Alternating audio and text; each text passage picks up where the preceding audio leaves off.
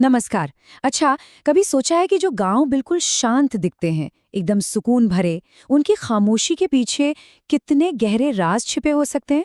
आज हम एक ऐसी ही कहानी में उतरने वाले हैं।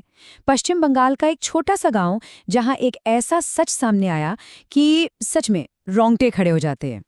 तो चलिए सीधे कहानी पर आते हैं। बात है करीब 2005 की। वो एक ऐसा टाइम था जब गांवों में आज की तरह इतना शोर या टेक्नोलॉजी नहीं हुआ करती थी। मतलब एक छोटी आपस में जुड़ी हुई कम्युनिटी जहां हर कोई एक दूसरे को जानता था, या शायद उन्हें बस ऐसा लगता था। ये पूरी कहानी हम देख रहे हैं एक छोटी बच्ची काव्या की नज़रों से। उसकी मासूमियत ही इस कहानी के अंधेरे में हमें रास्ता दिखाएगी। कहानी के सेंटर में है उसके दो पड़ोसी, जिनकी जिंदगियां एक बहुत ही भयानक मोड़ लेने वाली थीं। तो पहला किरदार है सौरव, गांव का एक होनहार लड़का जो कॉम्पिटिटिव एग्जाम्स की तैयारी के लिए पड़ोस के घर में अकेला रहता था। सफल होने का प्रेशर था उस पर, और वो अपनी पढ़ाई में ही डूबा रहता था, बिल्कुल शांत और सबसे कटा सा। और फिर थी गीतांजलि, गांव में नई नई ब्याह कर आई थी। उसकी हंसी, उसकी कला, हर चीज ने सबका मन मोह लिया था। वो सिर्फ खूबसूरत नहीं थी, बल्कि एक बहुत अच्छी कथक डांसर और सिंगर भी थी। उसकी कला में उसकी जिंदादिली साफ झलकती थी। और यहीं पर कहानी में एक ट्विस्ट आता है। सौरव और गीतांजलि दोनों को ही आर्ट का शौक था, और वो एक ही म्यूजिक और डांस क्लास में जाते थे। अब ये सिर्फ एक हॉबी नहीं थी, समझिए, ये एक ऐसा कनेक्शन था जो उन्हें गांव की नजरों से दूर एक दूसरे के पास ला रहा था। उनका जो रिश्ता था वो सिर्फ जान पहचान से कहीं ज्यादा गहरा था। गांव में सब कुछ अपनी नॉर्मल स्पीड से चल रहा था, लेकिन एक सुबह सब कुछ बदल गया। काव्या जब सोकर उठी तो उसे एक ऐसी खबर मिली जिसने गांव की शांति को हमेशा के लिए छीन लिया। वो एक शॉक और डिसबिलीफ का मोमेंट था। शादी के बस 1 महीने बाद गीतांजलि की मौत हो गई। कैसे हुई, क्यों हुई, कोई नहीं जानता था। पूरे गांव में शोक तो था, लेकिन साथ ही कानाफूसी और सवालों का एक दौर भी शुरू हो गया था। क्या किसी को कुछ गड़बड़ होने का शक था? गीतांजलि को दफनाने के बाद कुछ हफ्ते बिल्कुल शांति से बीते, लेकिन ये तूफान से पहले वाली खामोशी थी। बहुत जल्द गांव में अजीब अजीब सी अफवाहें फैलने लगीं। कब्रिस्तान के पास कुछ अजीबोगरीब साए दिखने की बातें होने लगीं, और ये डर धीरे धीरे बढ़ता गया। पहले हफ्ते खबर आई कि किसी ने उसे उसकी कब्र पर बैठे देखा है। दूसरे हफ्ते लोगों ने उसे कब्रिस्तान में टहलते हुए देखा, और तीसरे हफ्ते तक तो गांव का दूध वाला डर के मारे बेहोश हो गया। उसे लगा कि कोई पायल पहने उसके पीछे भाग रहा है। मतलब वो दूर का साया अब एक सीधा खतरा बन चुका था। इसका असर सबसे पहले काव्या के घर पर हुआ।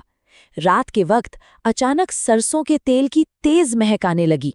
ये कोई ऐसी वैसी महक नहीं थी, ये वही खास महक थी जो गीतांजलि लगाया करती थी। ये एक इशारा था कि ये उसी की आत्मा है और वो यहीं कहीं भटक रही है।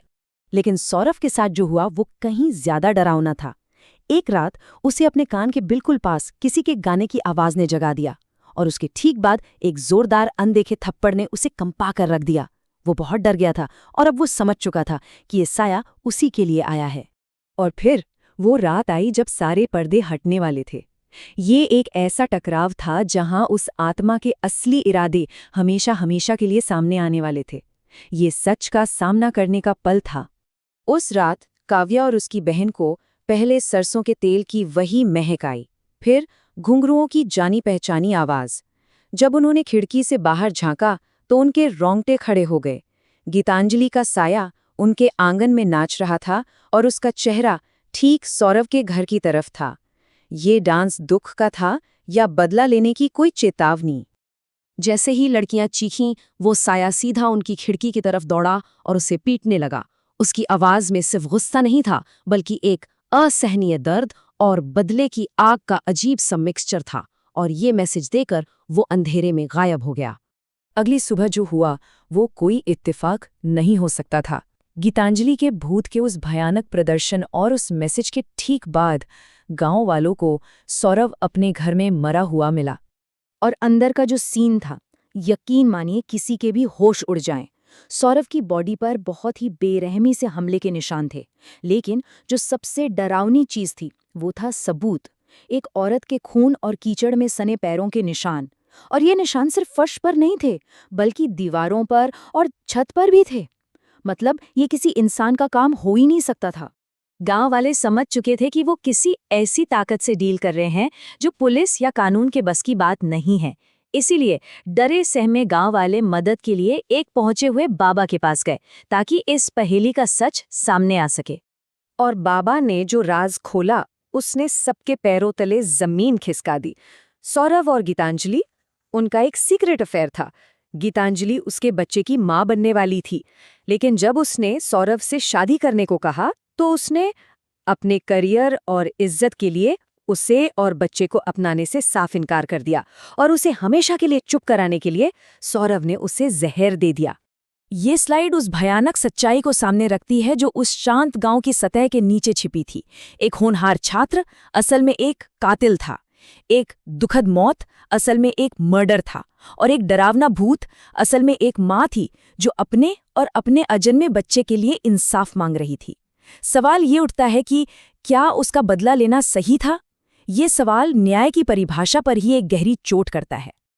बाबा ने कन्फर्म किया कि सौरभ की मौत के साथ ही गीतांजलि का बदला पूरा हो गया था और उसकी आत्मा को आखिरकार शांति मिल गई।